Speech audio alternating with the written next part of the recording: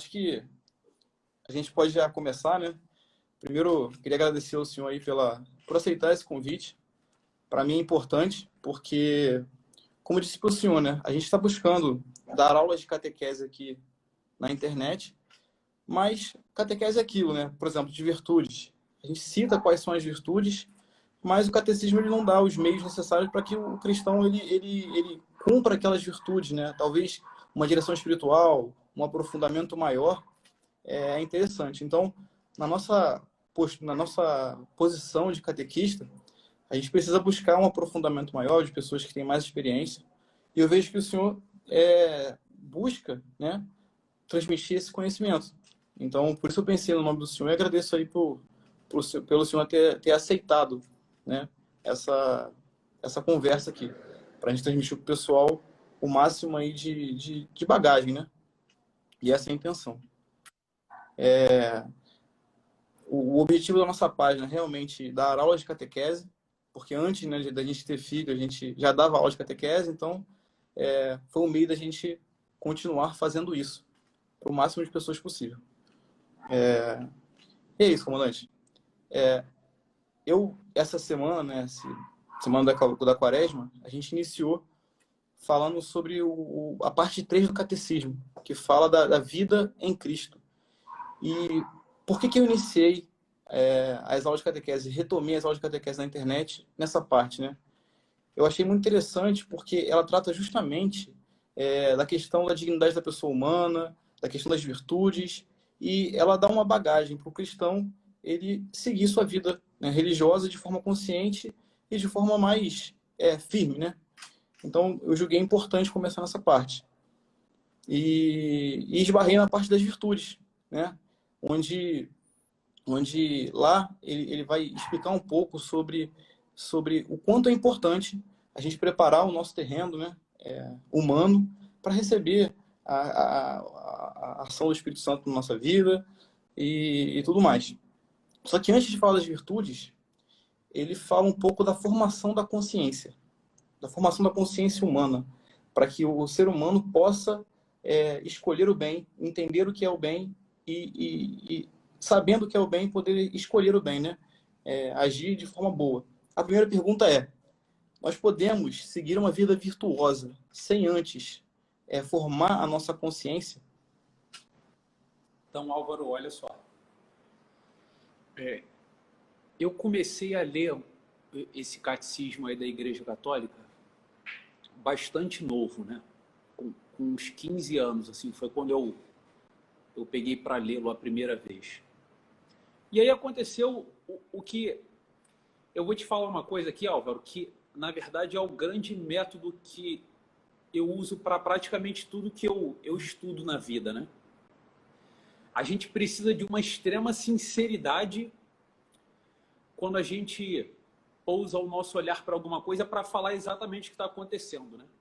A grande realidade é que o catecismo da Igreja Católica ele é uma espécie de teologia analítica para a gente, né? Que obviamente, dentro da experiência humana, está num patamar muito elevado, né? Então, eu estou falando isso porque, por exemplo, quando você vê um dos grandes pilares do catecismo da Igreja Católica, é Santo Tomás de Aquino, né? Você pega a doutrina do catecismo, ela é praticamente suma teológica, suma contra os gentios, ao lado das sagradas escrituras dita pela tradição da igreja, né? Mas, obviamente, eu ainda hoje recebo várias mensagens de várias pessoas pedindo ajuda para ler Santo Tomás de Aquino, entende? Então, olha só, o que acabou acontecendo comigo, né? Eu li as virtudes, a consciência, tudo isso em São Tomás de Aquino. Aí eu li as virtudes, a consciência, em São Bernardo de Claraval, em Santo Agostinho, né? Eu, quando era adolescente, eu tinha uma certa paixão pelos doutores da igreja, né? A gente tem 36 doutores, né? Então, o que acabou acontecendo comigo? Eu percebi que depois de algum tempo, ao invés de eu estar me esclarecendo, eu estava ficando enrolado, sabe? E eu estou te falando isso com verdadeira sinceridade, né? Por quê? Porque existe bastante diferença das virtudes cardeais, das virtudes teologais, na maneira que ela é empregada, né? Vou te dar um outro exemplo, que se a gente pergunta agora para as pessoas, elas não sabem de maneira nenhuma, simplesmente porque não faz sentido na vida prática delas. E para mim, não existe vida do jeito que, se der tempo, a gente vai falar aqui, por exemplo, dos dons do Espírito Santo, né? Que é a própria estrutura transcendente das 4 virtudes cardeais, né? Que é a estrutura da vida humana que está em cima, funciona a cabeça do homem, né? Então, eu passei alguns anos da minha vida tentando unificar isso no meu dia, entende? O que acontece no meu dia, quando eu estou tomando café, quando eu estou cuidando dos meus filhos, quando eu estou estudando, quando eu estou trabalhando, como que acontece esse processo das virtudes em todas as fases do meu dia, entende? De maneira que eu conseguisse unificar isso, né? E, obviamente, eu achei uma solução que é muito pessoal minha, entende? Que é uma própria estrutura de visão do homem, a semelhança de Deus, dividido em 3 pessoas, que conseguisse comportar as virtudes teologais, as virtudes cardeais, e que as pessoas mais simples e que nada sabem conseguissem compreender, entende?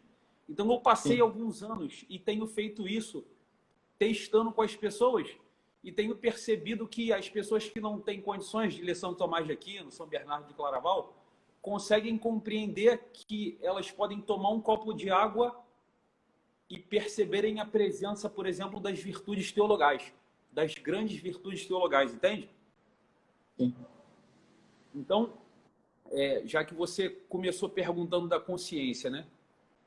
Eu estudei por bastante tempo, cara, a consciência, né? Eu acho que eu participava daquelas palestras quando eu falava lá na África, né? E algumas daquelas palestras foram sobre a consciência, né? Eu estudei a consciência para tentar compreender o que era esse processo. Na verdade, tem uma palavra que São Tomás de Aquino usava, a sindérese, né? Que é uma parte da consciência que empurra a gente para Deus, querendo a gente ou não, né? Eu vou te contar uma experiência prática para a gente conseguir colocar aqui no dia a dia, né? Onde é que isso acontece com a gente?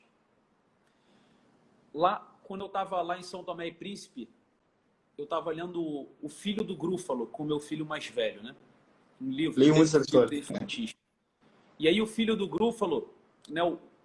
O filho do Grúfalo vive dentro de uma caverna com o Grúfalo pai, e o pai dá umas ordens para ele, e ele vai cumprindo aquelas ordens até um certo tempo.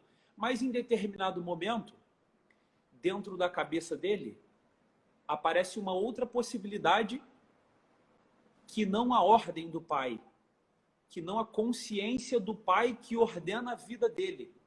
Então, a primeira vez que na vida dele aparece assim: o meu pai diz que eu não posso sair lá à noite, mas ao mesmo tempo existe a possibilidade de eu sair à noite.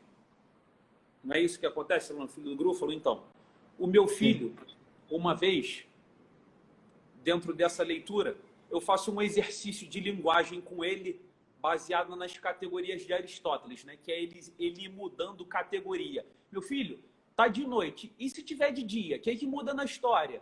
Meu filho, tá chovendo, mas e se tiver sol? O que é que muda na escola, na história? Meu filho, se não tiver o pai do Grúfalo, o que é que muda na escola? É um exercício que desenvolve algumas coisas nas crianças, né? Mas uma das principais coisas que meu filho pescou é o seguinte: papai, tem uma voz na minha cabeça que parece que está falando o que você me fala. Entende? Então, quando meu filho está aqui dentro de casa fazendo as coisas, em determinados momentos, o que ele ouve? Ele ouve a minha voz. A minha voz. O meu filho ouve a voz do pai na cabeça dele, entende? Quando ele ouve a voz do pai... Cara, eu estudei dezenas de livros de neurociência do Antônio Damasio para ver a origem da consciência e jamais achei resposta disso, inclusive, né, em vários livros que eu li aí que a modernidade oferece, né? E só consegui compreender isso olhando e podendo sinceramente discursar sobre o que acontece com meu filho, aconteceu comigo. Então, de repente, aparece uma voz na consciência dele que dá uma ordem para ele e que ele pode repudiá-la. A primeira vez que acontece isso com a gente, Álvaro, que aparecem duas pessoas dentro de nós, a relação entre essas duas pessoas é a nossa consciência. Ela surge exatamente nessa fase da vida, né? Na fase em que uma criança, além da ordem do pai e da consciência do pai, existe agora a consciência do próprio filho, entende? Sim. No nosso caso, de homens, a gente percebe que a gente pode contrariar a vontade do pai. O meu filho pode contrariar a minha vontade e eventualmente faz isso, né? E ele seria um grande filho e teria o mesmo espírito do pai se ele fizesse tudo o que o pai ordena, ou seja, que se faça a vontade do pai e não a minha. Mas, na verdade, a minha vontade vai ser a vontade do pai, entende? Essa é uma relação perfeita de pai para filho e não acontece assim com o meu filho. Por quê? Porque ele é livre, entende? Ele é livre. Essa é a experiência da consciência. Isso aqui, eu não vou gastar mais tempo com isso, né? Mas se eu estender um pouco essa explicação para um lado, a gente pode abrir todo um ramo completo da filiação divina e de todas as escolas de sociologia para compreender os inconscientes coletivos, as vozes que a gente ouve que não são as nossas ainda, entende? A gente pode abrir todo o campo para esse lado. Mas o que é importante aqui a gente saber nesse momento é que existe uma pessoa interior nossa que diz para a gente uma possibilidade de felicidade. Sim. E seguir essa pessoa interior seria trilhar o caminho da virtude, né? Interessante o senhor dizer isso, porque no catecismo, quando ele começa a falar de virtude, ele vai citar uma frase de São Gregório de Nissa, que é o homem que busca a virtude, né? A vida virtuosa é justamente querer se assemelhar a Deus, certo? Ou seja, querer cumprir essa voz que a gente escuta, não é? Foi basicamente o que o senhor está dizendo, e o catecismo resume na frase de São Gregório de Nissa. Eu achei bem interessante essa relação que o senhor fez, né? Em relação a essa consciência. E buscar essa verdade e cumpri-la, ela justamente nos leva a uma vida virtuosa, né? Achei bem pertinente começar por aí, né? A gente nem ia começar por aqui, por essa parte da consciência, mas acho que dá uma introdução muito boa, né? E aqui, lá na minha primeira aula de virtude, né, que foram as virtudes humanas, eu comentava que hoje em dia as pessoas pensam que logo após a conversão, certo? No ato da conversão, o cristão ele já é uma pessoa extremamente virtuosa. Não, agora eu sou cristão, agora eu adquiri todas as virtudes porque o Espírito Santo age em mim. Só que na vida prática a gente vê que não é assim, certo? O Espírito Santo, ele, claro que ele converte, ele nos chama, né? É aquela graça atual, como o catecismo diz, mas nós precisamos das virtudes humanas para progredir, certo? E aí vem um questionamento, acho que é um esclarecimento. Não existe alguma possibilidade do ser humano progredir nessa conversão sem as virtudes humanas? É possível essa progressão sem a virtude humana? Então, vamos lá. Olha só, Álvaro, tu falou de São Gregório de Nissa, né? São Gregório de Nissa é irmão de um outro doutor da igreja chamado São Basílio, né? Eles, São Basílio e São Gregório, na verdade são três, né? Os padres capadócios, né? Na época deles, eles começou grandes discussões sobre esses termos, porque foi a época de que São Jerônimo traduziu os escritos do grego para o latim, né? Então, as palavras começaram a ter que ter o seu significado correto, né? Então, olha só, vou puxar aqui, por exemplo, para o latim, né? A palavra virtude, obviamente, vem de virtus, né? Em latim. Em latim, a palavra homem, como ser humano, né? Se expressa por vir. Então, vir, homem, virtus, o homem realizado, né? Então, o que é a virtude? De uma maneira geral. Eu te falei que existe uma consciência, né? Uma voz nossa que empurra a gente para a tal da felicidade. Obviamente, essa voz, que é a constituição do homem, E ainda que ele tenha uma consciência totalmente mal formada, a parte da consciência que vai empurrá-lo ainda assim para a felicidade, a gente chama de sindérese, Santo Tomás de Aquino, para distinguir da parte da consciência que é modelável pelo homem, entende? Então, ainda que um homem viva uma vida toda aloprada, pela própria constituição do homem, de corpo material e alma espiritual, sempre vai restar um resquício nele que o leva para a felicidade. A gente chama essa parte intocável da consciência de sindérese, né? Então, olha só. Vida do cotidiano. Eu, Reis, eu quero ser paciente com o meu filho. Dia após dia, eu vou tentando praticar ações pacientes. Tá? Se eu for um cara impaciente, obviamente, todo dia eu vou sentir uma grande dificuldade, não é isso? Para ter paciência com meu filho. Até o dia que eu vá mudando tanto meus hábitos, que a probabilidade de eu ser paciente seja maior do que a probabilidade de eu ser impaciente. Quando o plano inclinado da paciência virar a meu favor, ou seja, quando a probabilidade de eu ser mais paciente do que menos, a gente chama isso de virtude. Ou seja, o que é virtude? É uma inclinação para fazer aquilo que a consciência deseja para que eu seja feliz. Certo. Então, quando a gente fala assim, a pessoa tem a virtude da paciência, linguisticamente, seria melhor a gente falar que a pessoa tem uma inclinação para agir de forma paciente. Por quê? Porque ainda que você olhe para um cara que é muito paciente, a paciência dele só diz o seguinte, ó, ele tem grande chance de ser paciente durante a tribulação, mas ele pode escolher ser impaciente? Pode, não pode? Pode. Pode, porque ele é livre. Então, a virtude é uma inclinação para o ser humano ser feliz. Por isso que ela vem dessa palavra virtus, do vir, que é o homem, funcionando bem. Tá? Não sei, tá dentro aí do que tu... Tá. Eu estou tentando fazer aqui a unidade das coisas, entende? Uma consciência que pede para o homem funcionar bem para que ele vá em direção à felicidade. Agora, olha só. Tu falou da conversão, né? A conversão, ela tem a grande beleza... Eu gosto de tratar sempre a conversão pelo nome que os gregos davam para ela, né? Metanoia, né? Ou seja, meta de através, né? E noia de nous, né? Eu não sei se tu se recorda ou já leu, mas Paulo fala que o homem é corpo, alma, espírito. Em grego, soma, psique e nós, né? Nous.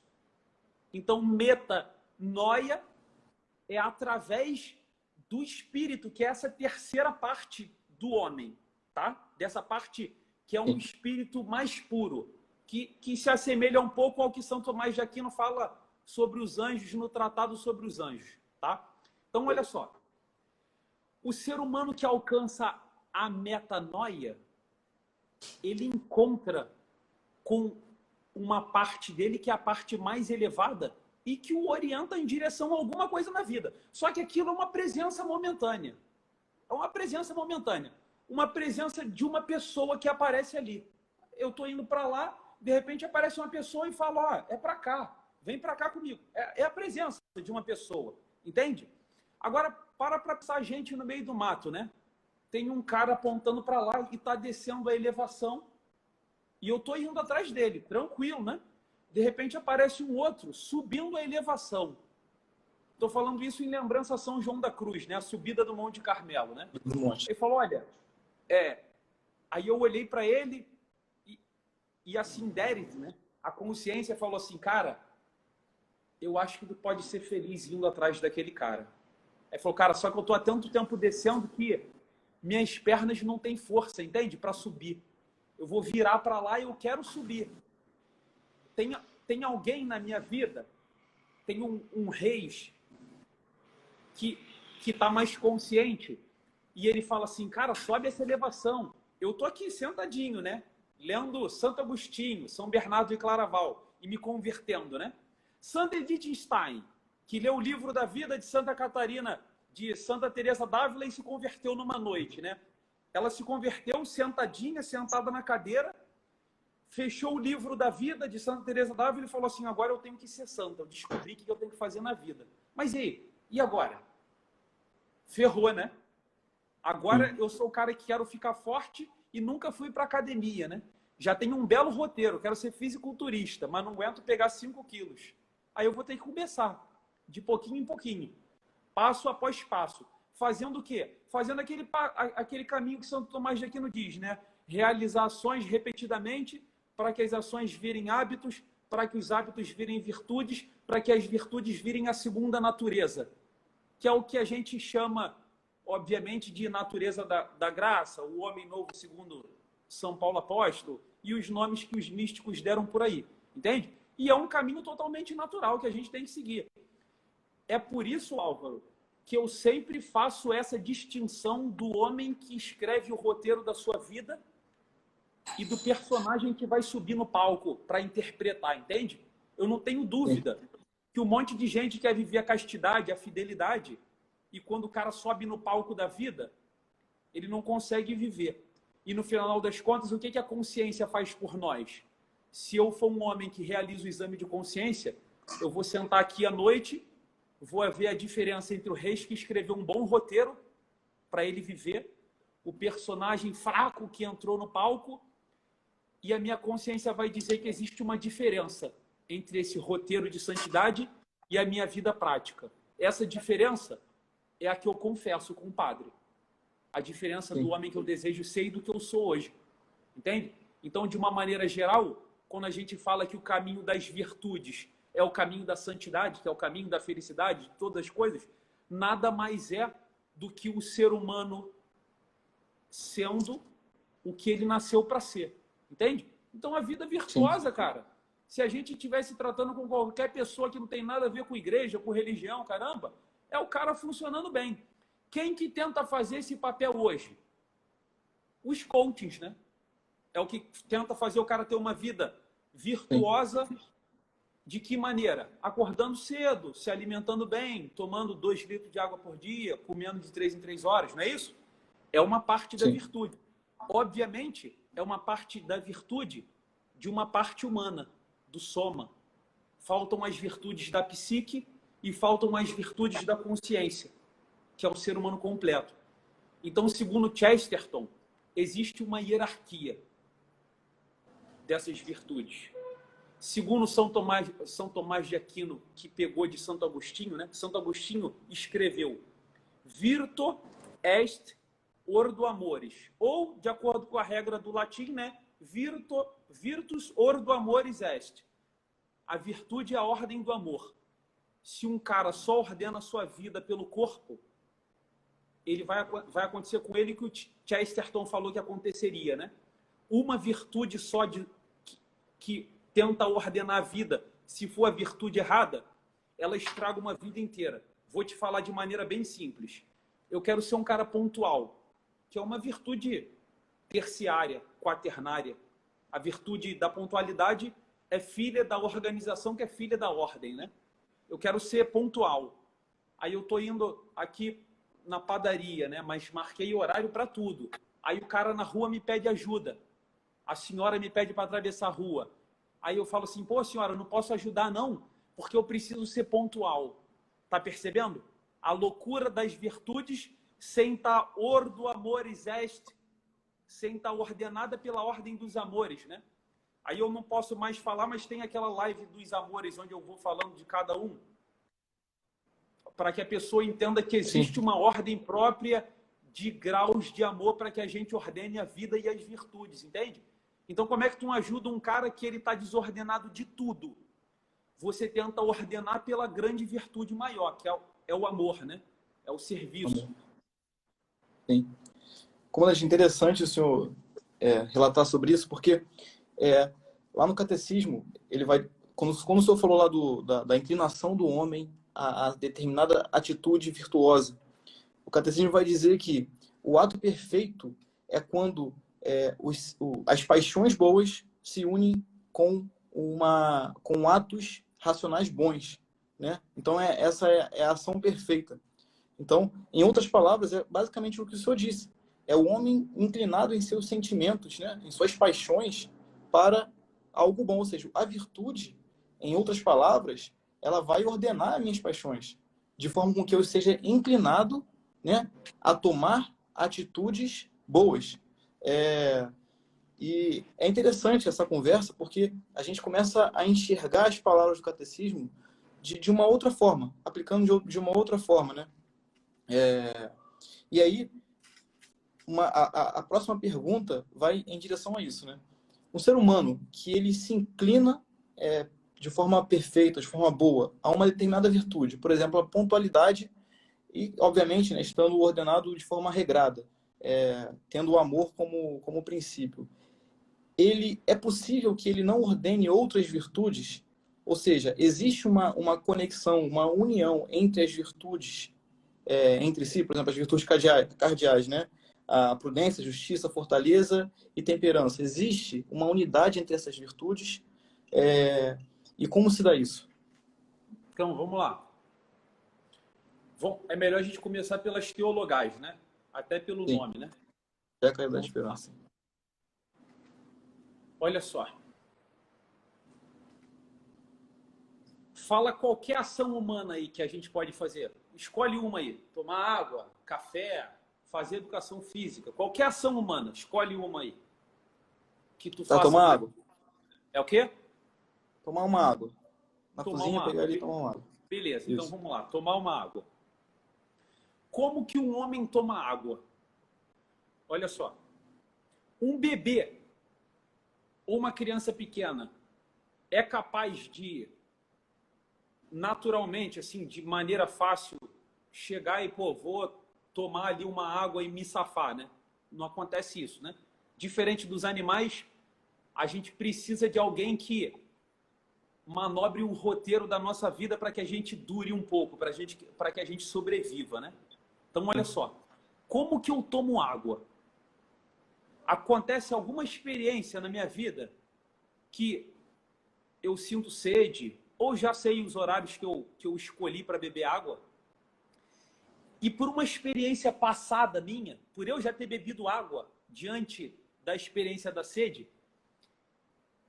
pela vida que já passou, olhando a minha memória, eu percebo que tomar água mata a sede. Entende o que eu estou te falando? Certamente tu já passou pela experiência de, principalmente quando a gente é novo, né? Eu me lembro que eu jogava futebol lá em Rocha Miranda, meu pai ficava olhando eu jogar futebol, tomando uma cerveja na calçada, e eu lembro que quando eu era pequeno, eu cheio de sede, fui lá, peguei um copo de cerveja do meu pai e entornei, né? Na esperança de que matasse a sede. Falou, cara, não matou, entendeu? Não matou a sede. Era gelado ali, mas não matou a sede. Pelas experiências que a gente vai tendo na vida, Álvaro, a gente vai percebendo que certas ações geram certos resultados, né? Então, hoje, quando eu olho para um copo de água, eu acredito, preste atenção na palavra que eu vou usar, eu acredito que aquela água vai matar a minha sede. Então, por experiência, confiança no que eu já vi na vida, na experiência, nos meus pais terem me dado água nas vezes que eu precisei matar a sede quando era criança, eu acredito que hoje, se eu beber água, eu tenho esperança que ela vai matar a minha sede. Se eu tomo um copo de café, pela minha experiência passada, eu tenho esperança que ele me dê um pouco mais de energia para trabalhar, para ler um livro. Se eu vou fazer educação física, é porque pela minha experiência passada e de olhar outras pessoas, eu acredito que fazer educação física vai me dar mais saúde, vai me deixar com mais disposição, vai me fazer bem fisicamente. Então, você está percebendo que para que eu me entregue, para que eu realmente vá fazer o esforço de beber uma água, tomar um café, fazer educação física, eu preciso de uma tensão entre passado e futuro por fé e esperança, de maneira que eu me entregue no presente. Então, toda a entrega do homem no presente, os seus amores, amores a coisas, café, amores a pessoas, a esposa, amores a instituições maiores do que uma vida humana, o patriotismo, né? Uma instituição militar, amores religiosos que têm duração de eternidade, né? As próprias religiões, as nossas entregas a todos os entes que se apresentam para nós como possibilidade de felicidade, elas levam o homem a amar pela fé e pela esperança. Esse é o fundamento da estrutura humana, da psique humana. A gente não consegue pensar fora disso, entende? Sendo que se isso é uma composição dada, isso é tipicamente o que a gente pode chamar de logos.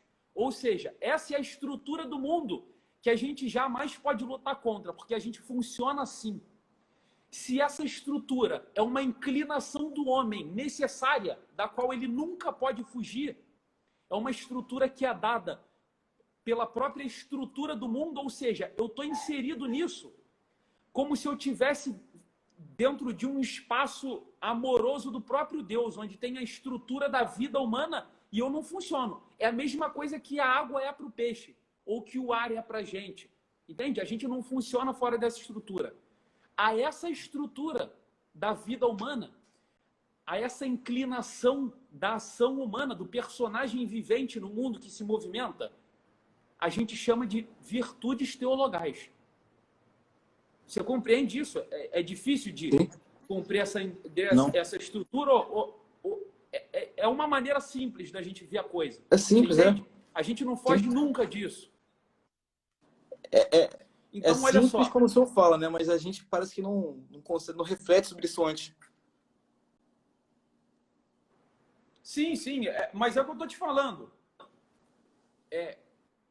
Essa sempre foi uma preocupação minha, o Álvaro. Porque presta atenção, cara. A gente não pode acreditar em religião. E eu tenho um certo receio do uso da palavra sobrenatural, entende?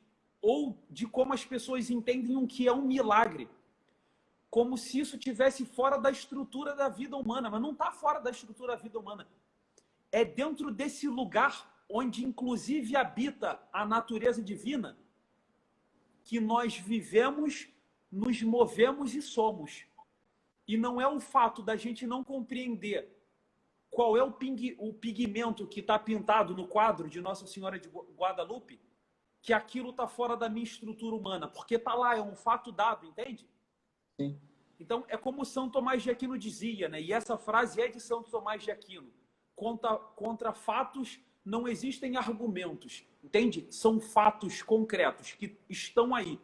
Então, é uma preocupação minha que as pessoas, ainda que eu não falasse a palavra catecismo, que eu não falasse a palavra Bíblia, que eu não falasse a palavra religião ou Deus, que eu conseguisse falar com as pessoas e elas compreendessem que, ainda que eu não dissesse virtudes teologais, elas compreendessem que elas não vivem fora dessa estrutura, porque é a água e o ar que ela respiram, entende? E é por isso que a gente chama isso de virtudes teologais, ou seja, é uma inclinação sine qua non para a gente não vive sem isso. É como se a gente quisesse assim, caramba, vamos tentar fazer um ser humano viver sem respirar. Ele não vive. Isso, para a nossa instituição da ação humana, a gente chama de virtudes teologais, entendeu? A gente não dá um passo à frente sem elas. Sim. Então, na verdade, essas virtudes teologais, elas vão gerar uma união em todas as outras virtudes humanas, né? É como se fosse a liga. Pelo que o senhor está falando, pelo que o senhor está... O fato de acreditar, então, né? Pela... Então, olha só, vamos lá. Quando a gente... Voltando à nossa experiência do dia a dia aqui, né? Então, daqui a pouco eu vou fazer meu exame de consciência, vou planejar ali o meu dia de amanhã, né? Aí vou lá, amanhã, tal horário, vou fazer educação física aqui, né? Então tem aqui o Diego sentado, parado, que está montando a vida do Diego, né? Um Diego roteirista de cinema, está fazendo um filme para amanhã. Amanhã, eu não vou mais planejar, né? Vou fazer o controle da ação em curso ali, a CAC do dia a dia, mas o dia está planejado e eu vou tentar entrar no palco e cumprir aquele plano ali, certo?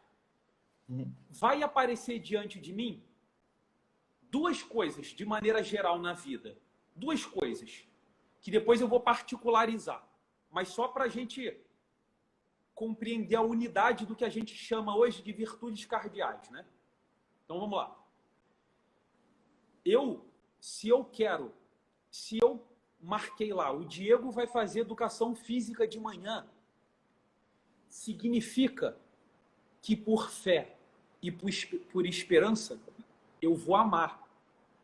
Porque se eu vou me entregar, fazer educação física é me transformar nela e ela em mim, né? Que é o próprio Sim. princípio do amor, que é a transformação do amante no amado, né? Como fala Sim. Camões, né? Então esse é o princípio do amor.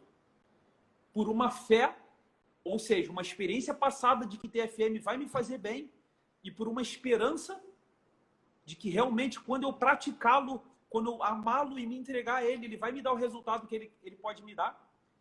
Quando o meu roteirista compreende essa dinâmica da vida, do passado, do presente e futuro, ele monta, né, a peça da vida humana. Montei, com virtudes teologais, não consigo fazer sem elas. Aí, meu amigo, o que tem no mundo para que eu possa me orientar e buscar essa felicidade? Tem muitos entes, mas de uma maneira geral, existem coisas e pessoas. Não é isso? Sim. Coisas e pessoas. Existe o terceiro mundo, que é o que eu já estou falando. Que é qual mundo? O mundo dos pensamentos. Eu não tenho que sentar aqui e ficar pensando. Então tem uma pessoa em mim que ainda que eu esteja aqui sentadinho, de olho fechado, o cara está ali pensando, não, amanhã não é melhor você fazer educação física, não. É melhor tu estudar de manhã, não. É melhor de manhã tomar café com as crianças e ir passear no aterro e tudo mais. Entende? Tem uma vida interior que está pensando felicidade humana. Essa vida que pensa felicidade humana, quando a gente consegue acertar no que a gente tem que fazer para ser feliz, acertar a gente chama de prudência. Santo Tomás de Aquino, essa é a definição de São Tomás de Aquino, prudência. A arte de decidir bem. É isso que está escrito lá. Ou seja, eu decidi bem antes de agir. Tá percebendo? Não tem ação nenhuma no que eu estou te falando, tá? Eu estou decidindo ainda o roteiro da minha vida. Eu estou usando a virtude da prudência. Existe uma pessoa interior, o roteirista humano, ele vive dessa virtude. Ele vive dessa virtude. É a prudência que ele faz decidir bem. Quando ele decidir, vai fazer educação física e ele der a ordem para o personagem que vai entrar no palco da vida, se o personagem cumprir a vontade do pai, do roteirista, então o roteirista, o pai, deu uma ordem para o filho, faça a minha vontade de fazer o TFM, que você vai ser feliz, cara. Quando eu consigo cumprir essa ordem, a virtude, a inclinação que me faz cumprir isso, se chama o quê? Fortaleza, né? Se você for casto, você vai ser feliz. A prudência está te ensinando. Coloca isso em prática e eu digo que você é um homem forte. Percebeu? Sim. Então eu tenho essas duas vidas em mim funcionando, né? Quando eu vou para o mundo, o Álvaro, eu encontro pessoas e coisas. Se eu me relaciono bem com coisas, se eu consigo decidir bem sobre as coisas e agir fortemente com as coisas, ou seja, comida, dinheiro, mulher, eu posso dizer para você, mulher no sentido sexual e não no sentido de relacional, de amizade, né? Se eu conseguir fazer isso, você vai olhar para mim e vai falar assim, caramba, você é um cara temperado. Porque você se relaciona de maneira prudente e forte com coisas, temperança. E toda vez que a gente consegue olhar para as pessoas e dar a cada pessoa, segundo o que cada pessoa, o que a cada uma lhe é devida, né? Segundo elas se distinguem, que é o próprio princípio da isonomia no direito, se eu faço isso, você vai falar que eu sou o quê? Justo. Não é Justo. isso? Então a vida humana, obviamente, eu tô fazendo um esforço aqui de tentar uma compreensão disso, pulando uma parte, que foi a parte que me fez montar essa estrutura, que são as 10 categorias de Aristóteles. Por quê? Porque tudo que existe no mundo, tem matéria, forma, realização sofre uma reação, se relaciona com alguma coisa e essa relação gera um hábito e um estado em cima da substância. Essas são as 10 categorias de Aristóteles. Entendeu? Então, as virtudes cardiais, por que a gente tem esse nome, né? Cardial. O que é uma cárdia? Cárdia é um eixo, né? É dobradiço. Né? Então, a porta aqui da sala tem 3 cárdias. 3 eixos. Tá? E um pino em cada eixo. Não é isso? Que faz girar. Sim. O pino de cima é a prudência, o do meio é a justiça e o de baixo é a temperança. O prego que entra em cada uma das 3 e faz as 3 girarem é a fortaleza, entende? Sim. Eu tenho que ser forte diante dos meus pensamentos que me dão uma ordem verdadeira e consciente para que eu seja feliz. Se eu me relacionar com coisas de maneira temperada, se eu me relacionar com pessoas de maneira justa, dentro de mim, sendo prudente, decidindo bem e sendo forte para cumprir a vontade do meu pensamento, entende? Essa estrutura é a estrutura que funciona sobre a estrutura das 3 virtudes teologais. Então é assim que é a nossa vida. Assim, a nossa vida funciona no dia a dia. O que eu te falei aqui são coisas ridículas do dia a dia, não é isso? Então, se você me falar qualquer coisa do seu dia, qualquer coisa da sua vida inteira, eu posiciono ela em cima da sua fé e da sua esperança. Conheço os seus amores, vejo com quem você se relaciona. Se você se relaciona com coisas e pessoas, e se você está sendo prudente, e se você é forte. Entende? A vida humana é assim. É bem interessante, Conte. E aí a gente consegue aplicar realmente para qualquer situação, né? E como você está dizendo, isso aí ordena a nossa vida. E, de uma certa forma, nós adquirimos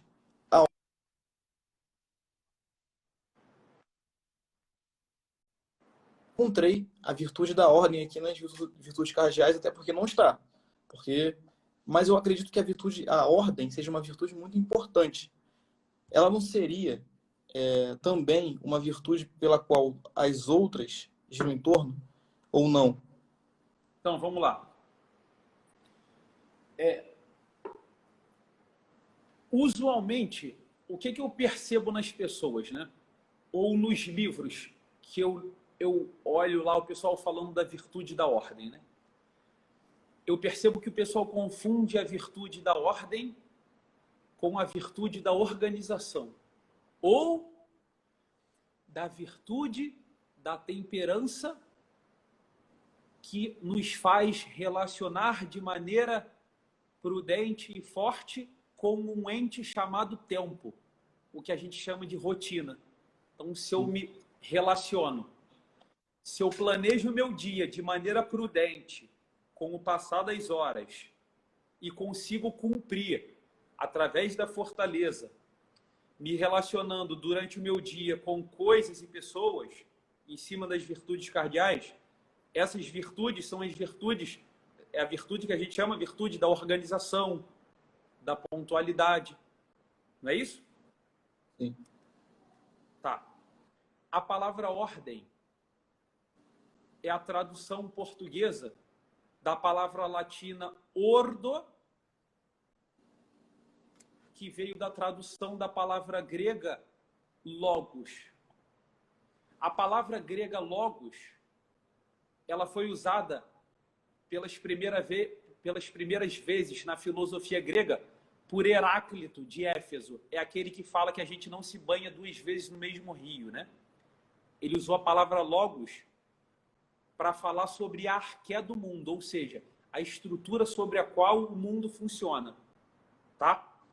De alguma maneira, eu já até falei sobre isso aqui quando eu falei de um espaço dentro do divino onde o ser humano vive, se move e é, né?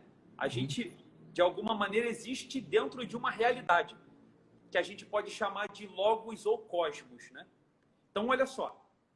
Quando o primeiro grande teólogo e filósofo quis traduzir o grego para o latim, que foi Tertuliano de Cartago, né? Que apesar de não ser santo, a gente chama de escritor eclesiástico.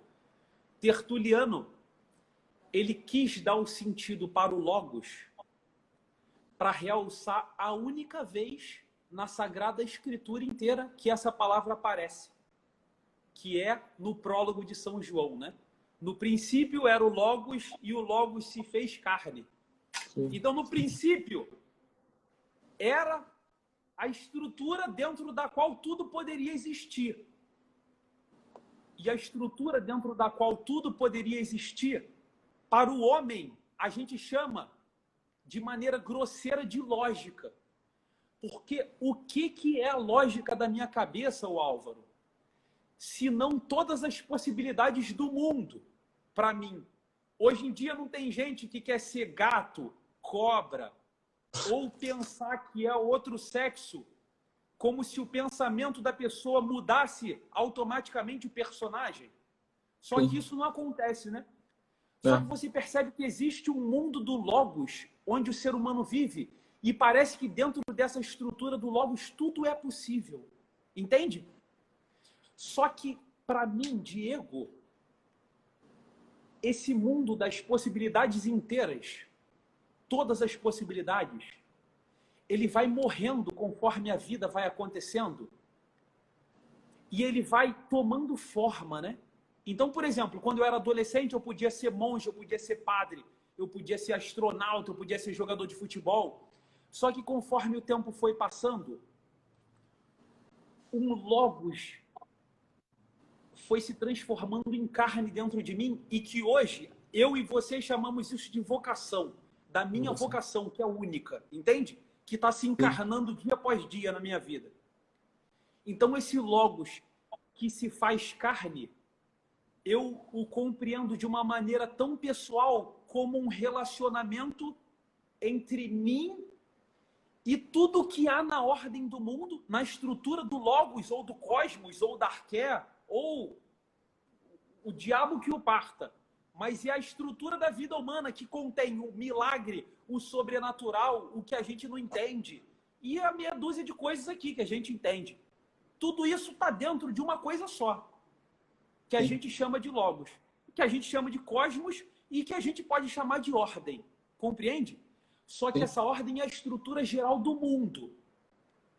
E onde que essa estrutura da ordem do mundo se encarna e existe funcionando como virtudes teologais e cardeais em uma pessoa, na vocação de uma pessoa. Só que aí você fala assim, pô, Diego, mas eu queria saber então, fora do Álvaro, como que isso acontece? Qual é o ordo amores da virtude, que é a ordem geral que engloba e unifica tudo isso? Continua sendo uma pessoa, só que não sou eu nem é você. É o Cristo. É o Cristo. E é por isso que está escrito no Evangelho, que o Logos se fez carne. Entende? Então, qual que é a unidade da estrutura do mundo e de todas as virtudes? A gente pode, a grosso modo, falar que é o amor, entende? Só que, na verdade, é uma pessoa. É uma pessoa. A gente, para nós, a experiência que a gente chama, que Louis Lavelle, né, o grande filósofo católico francês, chamava de presença total, a nossa experiência de presença total é a experiência de todas as vezes que a gente tem aquela sensação que é um fruto para a gente, que depois entra numa outra parte, que a gente chamaria de frutos do Espírito Santo, né? Que são produtos. É aqueles momentos derradeiros da vida, onde tu está ninando um filho, ou cuidando da casa, ou fazendo o teu trabalho no quartel, e de repente você para e você fala assim, cara, eu nasci para isso. Eu nasci para isso. Várias vezes já aconteceu de eu estar dando banho nas crianças, me emocionar e falar assim, essa é a minha vocação, entende? Quando essa experiência acontece dentro de mim, isso é a virtude da ordem. É a minha vocação no mundo, onde todos os amores se ordenam. Entendeu? Para mim, o que é a estrutura da virtude da ordem?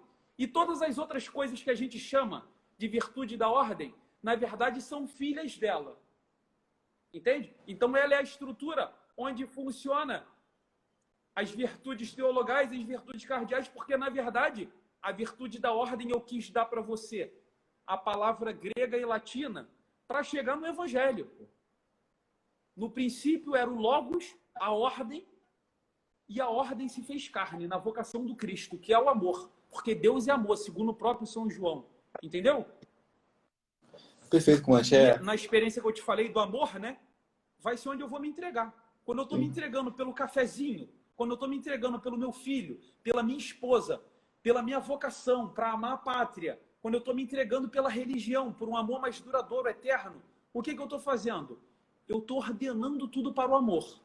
Era isso que Santo Agostinho queria dizer com virtus ordo amoris est. A Isso virtude volta... é a ordem do amor. Exatamente. Isso volta lá ao início da live, né? E aí, o senhor está falando isso, é interessante, estou recapitulando aqui uma experiência próxima que eu tive na minha vida. Meu filho, Gabriel, tá recém-nascido, né? Acordou de madrugada. E aí eu tava com ele, né? Fazendo ele dormir, tentando fazer ele dormir, minha esposa cansada. E aí eu tava ali refletindo sobre as estações da Via Sacra. E aí chega a estação do Cirineu, né? Que vai ajudar Cristo. E tem uma reflexão de um santo que fala que nós devemos amar nossa cruz. E ali naquele momento eu fui bem sincero. Eu falei, pô, mas eu não consigo amar minha cruz, pô. Falei para Deus isso, né? Eu não consigo amar minha cruz. Para mim isso é impossível. E naquele momento, comandante, foi uma ação racional, não sei explicar muito bem. Claro que você ama a sua cruz, pô. Você está acordado de madrugada segurando teu filho, pô. Você não ama teu filho? Então, essa experiência aconteceu justamente como o senhor está falando. Parece que naquele momento eu percebi que eu poderia ordenar qualquer atitude, lavar uma louça, fazer um café, como o senhor está falando, ao amor. E parece que tudo faz sentido, realmente. E a ordem entra na nossa vida de uma forma bem clara, né? E se torna virtude. Se torna uma inclinação para o bem. Se torna uma inclinação, né? Para que a gente possa agir, ordenar nossas paixões. E eu estou dizendo isso porque realmente aconteceu comigo recentemente. E eu vi encarnado nisso que o senhor está falando. Isso, a virtude da ordem realmente é uma graça na nossa vida. E, na verdade, né, eu tinha até uma última pergunta, que seria a respeito da caridade, mas pô, seria até errado eu perguntar, sendo que o senhor já respondeu, né? Sendo que a caridade é justamente essa entrega, esse amor, né? A gente se transformando naquilo que a gente ama e se dedicando virtuosamente, né? Em todas as coisas da nossa vida. Comandante, então, da minha parte, na respeito das virtudes, só. Acho que deu para fechar, né? Tudo aquilo que a gente conversou anteriormente aqui a live. Não sei nem quanto tempo deu, mas espero ter... Começou que horas? 9h30, né? 9h30. Vou dar 10h30 agora, 1 hora. Tá bom, né? Tá bom. 1 hora. Tá dentro do esperado, né, comandante? Tá. Comandante, então agradeço o senhor aí. Muito obrigado. Espero... Convite, amigo. Valeu, comandante. Espero ter atingido aí bastante pessoas para que elas mudem aí e sigam o evangelho. Esse é o objetivo. É isso aí, meu irmão. Falou, comandante. Boa noite. Cara, a gente se vê em breve, a gente conversa aí. Um abraço a todos, cara. Fica com Deus. Um abraço. Com Deus também, comandante. Tchau. Um abraço.